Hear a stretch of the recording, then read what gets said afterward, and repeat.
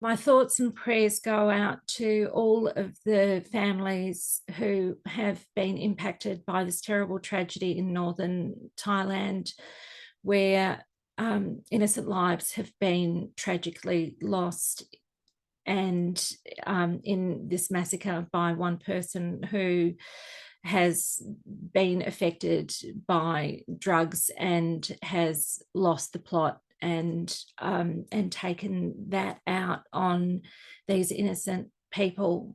Now, the reason why it has affected me so much, and the reason why I want to talk about this today, is because I'm somebody who could have very easily been a family violence statistic by a perpetrator who was affected by drugs. I would really love to see people actually acknowledge the impact that drugs and alcohol have on abusive behaviours and have on perpetrators of abuse. Because at the moment, there's a very strong message being delivered by services in this area to say that power and control is the driver of abusive behaviours. Now, I think that underneath that power and control lies insecurity. And if a person is secure, then there's no need to exert any power and control over them. But when a person has a problem with drugs and alcohol, their behavior is obviously altered, and people are driven to do things that they would not normally do if they weren't affected by drugs or alcohol. So I'm somebody who doesn't have anything to do with drugs or alcohol in my life, because I've seen how damaging it can be.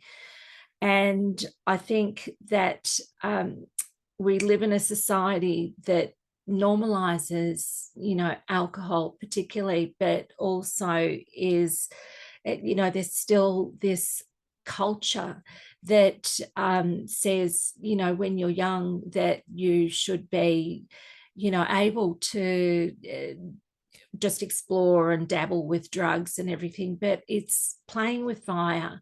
And it's a very subtle transition to go from just dabbling with drugs to suddenly, before you know it, it becomes ingrained, it becomes a habit. And before you know it, you're a slave to that drug. All well and good if that's only, affecting you and your life, but you're more than likely part of a family. You're more than likely part of, maybe you're in a relationship with somebody, maybe you've got children, and their lives are being impacted by your addiction.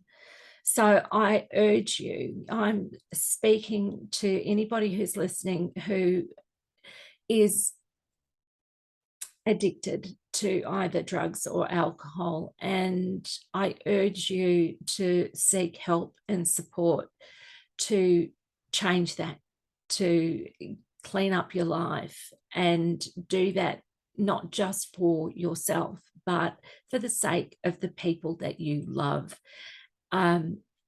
Because desperate times cause desperate measures, and this is played out so tragically in Thailand. So I also just speak to anybody who's listening where you might be in a relationship where drugs and alcohol are causing somebody to act in abusive ways, or you feel like you're in fear for your safety, to please seek support.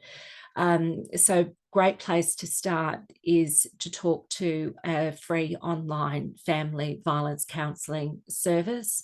If you're here in Australia, call 1-800-RESPECT and talk to them about your situation. Let them know how you're feeling and ask for some support, because there are many, many services out there who are set up to support you through these really challenging circumstances, to help you to stay safe and help you to transition out of an abusive situation, to make sure that your safety is the top priority. And also, if you've got children, that they're going to be safe too. I know how easily things can turn from one day just being coercive control and psychological abuse and financial abuse and all those other forms of abuse, that you think that you can continue to manage what is an unmanageable situation. But I know how quickly things can flip and things are out of your control, and you're suddenly facing something that could be fatal for you and for your children.